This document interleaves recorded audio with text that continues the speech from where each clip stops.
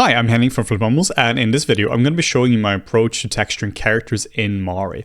This is a talk I originally had in Turin at the Vue conference about a month ago, and we're just going through the whole thing here, so this talk is publicly available. This doesn't really require any knowledge of Mari whatsoever, and it's really more to show my overall workflow when approaching characters instead of highly specific tools and tips in Mari. So with that said, let's get started. As you can see in the interface, Mari is node-based, and this is extremely helpful when you're working on large characters.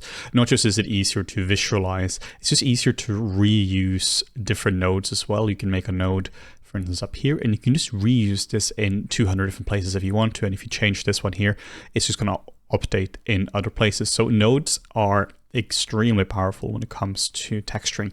So this is my overall node graph of the whole thing. We have the base color, then we have the roughness, and we have additional masks down here as well. And the roughness and the diffuse, they go into a general material. This is an AI standard surface, which is the one that Arnold uses. So you can preview this with some accuracy directly in the viewport right here, which is phenomenal.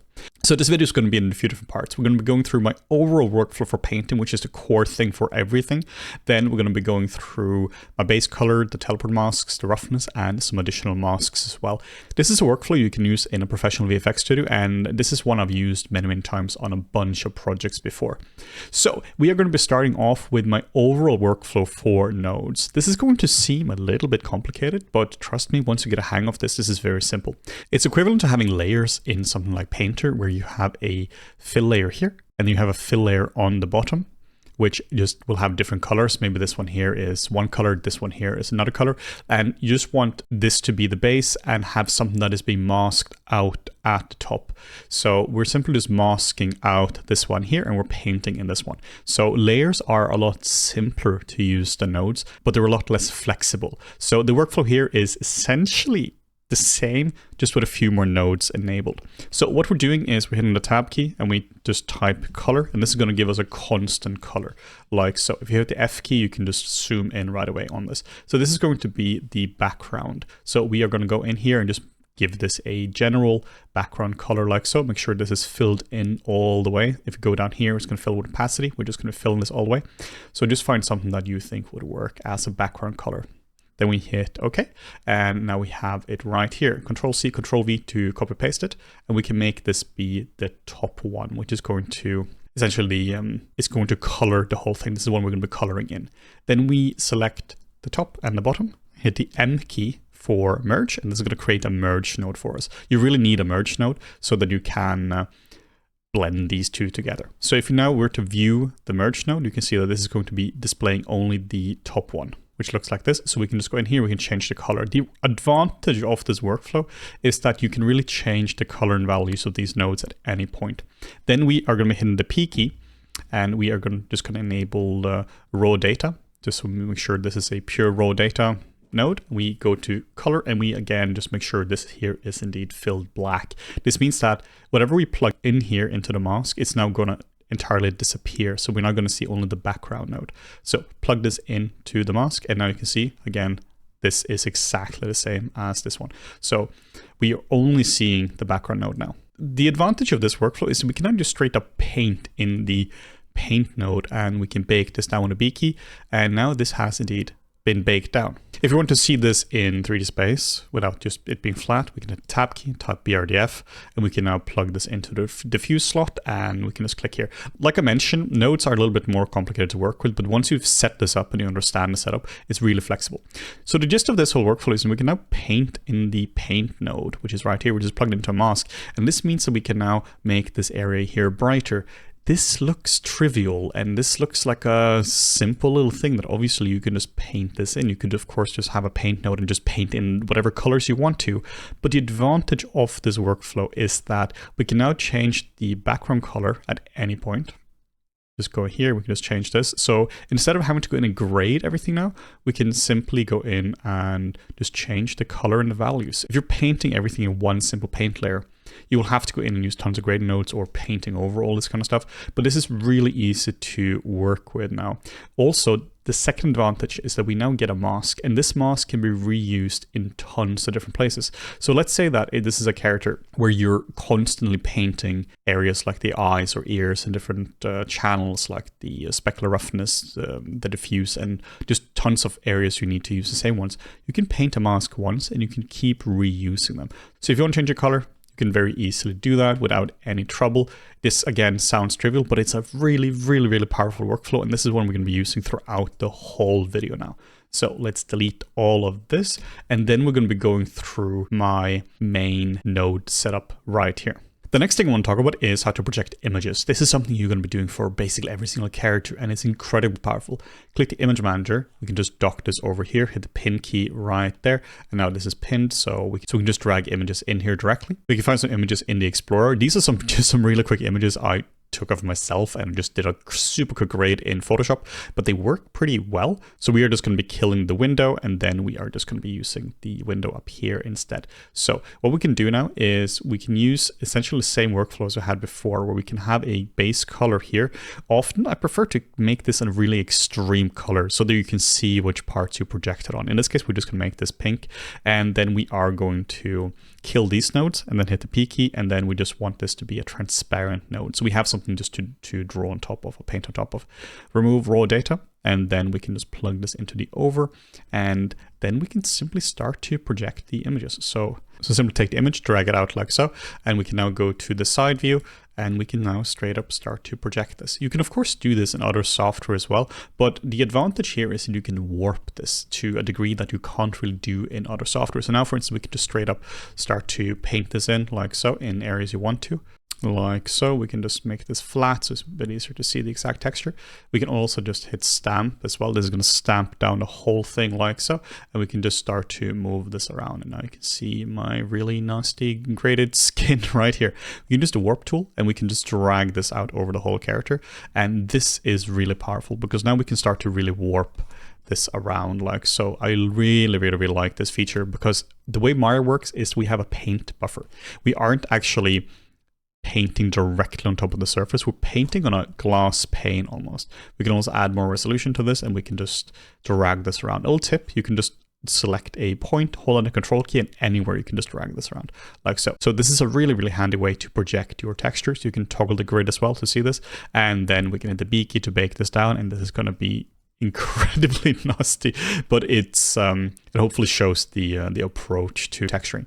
We can also just go into the lights, and we can just reduce the intensity because this is far too strong. Now we can just set this to 1, and there we go. So what you can do now is you can take the image and you can use this in multiple places. You would probably want to spend a bit more time getting some high quality images like from texturing XYZ or something like that, because you don't want to do cell phone footage. Sometimes images like this are actually kind of nice as well because there's a lot of weird variety in them, and sometimes that's really nice to have as a base for texturing. So this is something I'm doing a lot whenever I'm texture painting. I'm doing a base with these images right here, and just to have something down. So projecting using the paint through tool, and then using the warp tool to really refine it where it is. For a character that's more creature-like than this, the warp tool is phenomenal, since you're never going to find images that fit perfectly. So simply projecting onto this is a phenomenal way to do this. Then let's talk about teleport nodes. Teleport nodes are phenomenal. So like we talked about, you can make different masks like this. This is what I often do when I'm starting off a project. I simply paint a lot of masks because I know we're going to be reusing these masks over and over and over again. So ears, T-zones, the eyes sharp, eyes broad, lips, nose. We also bring in the displacement as well from ZBrush. So the process here is very simple. You simply paint this. So you can just go in here and just paint, and you can move from this. It's very simple stuff. If you see an area that needs to be improved, we can do this. And then if you want to, for instance, bring this in to a different spot, we can go into the beautiful nodes we just painted here, and we can just start to bring this in. So the beautiful thing about teleport nodes is that you don't need to have all the spaghetti that you often have in node systems, meaning you don't have to plug this into a bunch of different nodes. You can simply teleport them out. So how this works is you select the node you want, hit the tab key, and you do teleport, and we have two nodes. We have the broadcaster and the receiver. Broadcaster is going to send out the info, and the receiver is going to, well, receive it. It's almost like a radio. This is a radio tower, and this is the actual radio that you're listening to.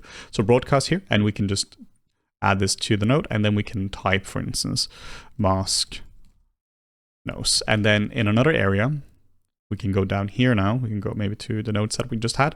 We can do teleport. We can do teleport receiver. And now we can find this node that we just create, this mask nose, and now you can see this right here. And this is the exact same data. So this is incredibly handy for building up different masks, which is something I'm going to be using a lot. So teleport nodes, absolute game changer.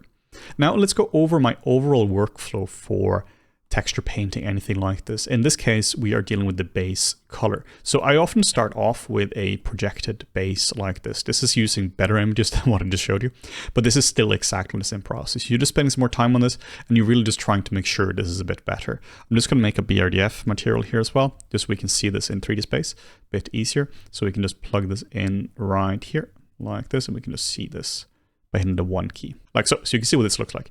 Often I'm starting off with a quick projection like this, and then I go back to refine it afterwards, because if you're going to be painting a lot on top after, then you can get away with a lot of different things. Just be sure you don't have any obvious seams. So then I'm going through and I'm hue shifting this to fit the character I want. In this case, I want a really green version of it. Then we're going and we're grading the character just to make it fit a bit better. A lot of this honestly comes from looked at feedback, meaning I've taken this into Arnold to render, and then I'm getting feedback that actually the map is too bright. Then I go back and add a grade node to this. Then we are doing what I talked about before, where we're hand painting. This is where we are using a merge node like this. We have a color on top, and then we have a mask like this. And this is the painted mask. This is what I've actually done in terms of painting. So you can see there are some areas that are a bit rough in terms of this, but usually you're fine with that. Of course, I recommend going and fixing this, but a lot of times you don't really see these until you go into the actual mask like this to see them. And the advantage here is, again, that if you go into this, we can now change the paint amount entirely to what we want. So we can go in here, we can continue to paint on this like so. And if you want to, we can now go in and change the color as well. Instead of having to regrade this, that can be very painful because you need tons of grade nodes and it can be imprecise. We can now very easily just change the actual color like this. And we can of course change the amount. And if we want to use this mask somewhere else as well, you can very easily do that. So the first portion is to do a base, then we grade it, and then we're painting on top of this. So then we're adding some yellows. It's very subtle here, but there's some yellows around here, just add some color variety. Then we're adding some blues here as well, and in this case, it's actually a little bit too uniform. So what I can do, I can select this mask and I can start to break it up with maybe a mask like this. So we can really easily work with feedback. That's one of the advantages of working with a node-based system like so. Addressing feedback is something I find to be a lot easier than a layer-based stack, simply because it's a bit easier to visualize this. This, of course, could be done in a layer stack without any problem. But in general, using nodes in a production is phenomenal. Then we are adding a triplanar. A triplanar is a way to add a lot of variety to your textures in a very short amount of time by simply projecting images from 3 different angles. So if we were to click on this one now, you can see that we have some images here and that we can now repeat in different amounts, and we can rotate them around like so. And it's simply 3 planes that blend. So unlike a tile that's going to produce UV seams, this is not going to produce these seams. It's going to produce seams where the planes are blending though. So if you have a plane here and a plane here, it's going to be a seam in the middle, but usually you can't really see it. And you can also change the blend amount of this as well. And then I do a bit more custom painting. This is also something that comes from LookDev, where I needed to have a bit more, where I needed to make this area here a bit brighter and this here to be a bit more pink and also a bit brighter.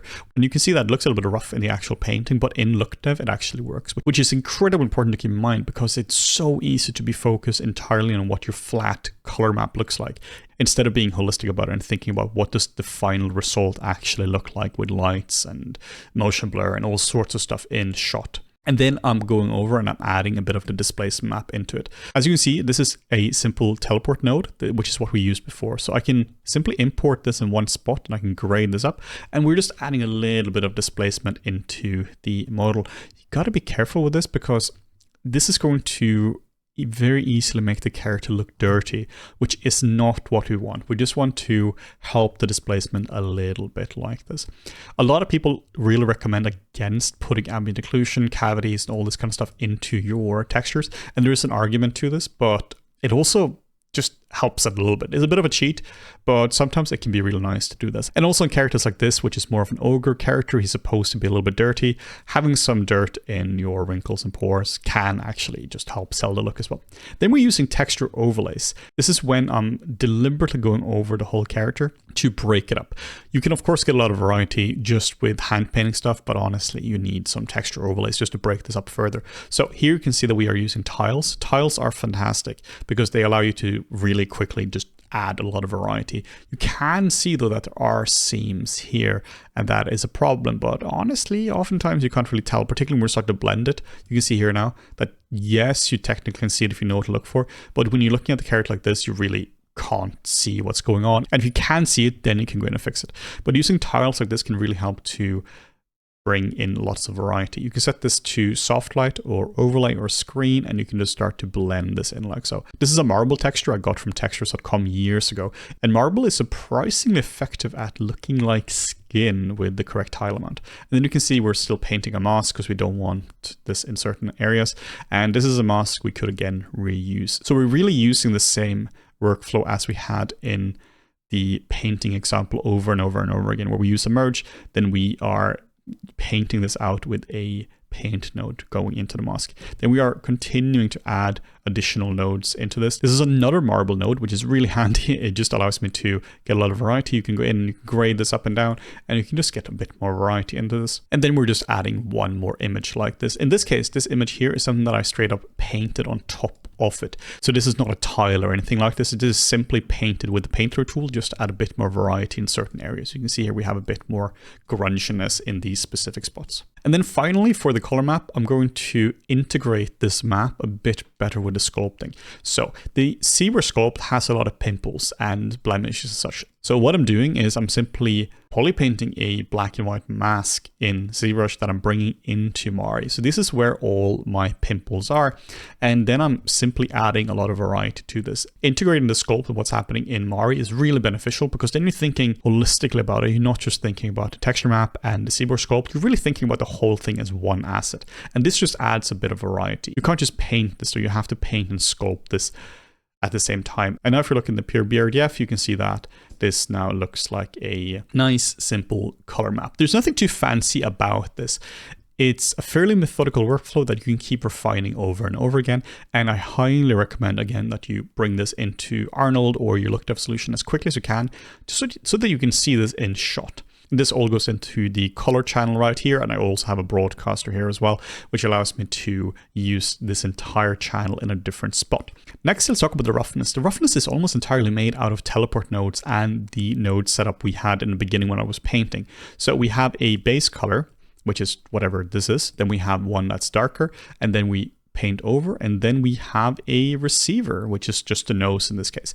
Now you're hopefully starting to see the benefit of this 4-node setup where we can really change this quickly. So now we can very easily change the roughness amount for the nose, for instance. So we can go in here, we can change the color of this. We can now change this to be rougher or smoother right away. This is something I highly recommend doing more procedurally like this, because you get feedback on this all the time, particularly when you put this into Looked Up. So we keep doing this here, and you can see here we have really dark lips, and we can go in here, we can change the amount at any point. It's just a really nice and simple method. So the roughness for me is a very soft map. I find that way too many people screw this up by simply taking the color map, turning this into black and white, and then they're going to be on the way. Let's talk about that real quick, why that's a terrible idea. If we are looking at our color map real quick, what we have are areas that are darker and brighter. We can go down here, we can just change this illuminance. You can now see that around the ears, the eyes, the nose, and the mouth, and in general spots like this, it's darker.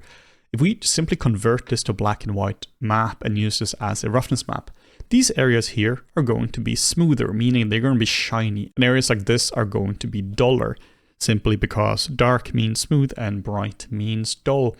But this isn't really what's causing something to be dull or shiny, is it? What's causing something to be dull or shiny would be the overall surface. If you have a surface that is a perfect mirror surface like this, the rays goes in and they go out, so it's a perfect mirror. But if a surface is like this and the rays goes in and out, now it's going to be broken up. And this is what causes variety in the roughness map. It's not if something is black or white. So you have to build a roughness map in conjunction with the height or normal bump or whatever you want to call it, whatever breaks up your surface. So we're really just building a very simple map like so. And these values here are based around what works in LookDev. This is not something I can just intuitively know. We have to plug this into LookDev and we have to see what works. And we just keep doing this until we find something that works in terms of values. You have to go back and forth a lot when it comes to this, seeing what values are going to be working. You really can't just know what something is going to look like until you see this in shot. And then we're plugging in the displacement as well. This is the same thing as we did before. This is technically not physically accurate because in this case what we're saying is that the pores, something going inwards will be smoother and something going outwards is going to be a bit duller, but it still helps kind of to sell the illusion. So this is one of those things that works, but it's not super accurate. And then I'm doing what I told you not to do, where I'm taking the whole color map, desaturating and plugging it on top. The reason I'm doing this at this stage is because it still adds a bit of surface variety, which can be nice.